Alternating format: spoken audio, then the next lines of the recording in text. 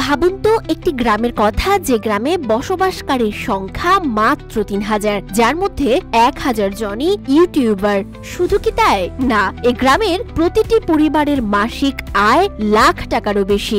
আশ্চর্য হলেও এটি সত্যি। এমনই এক ক্রিয়েটিভ গ্রামের সন্ধান মিলেছে ভারতের ছত্তিশগড়ে। এই গ্রামের কেউ কমেডিয়ান, কেউ বা নাটক দলের সাথে সম্পৃক্ত।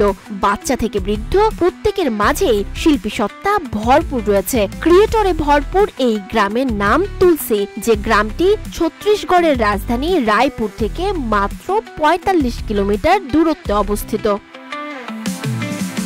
জীবিকার উপায়গুলোর মধ্যে যদিও কৃষিকাজ অন্যতম, পাশাপাশি উঠতি বয়সী ছেলেমেয়েরা সোশ্যাল মিডিয়া তথা ফেসবুক ও ইউটিউবে নিজেদের ক্রিয়েটিভ কাজ বা শিল্প চর্চাগুলো প্রকাশ করেও আজ ভালো অঙ্কের ইনকামের মাধ্যমে সফল।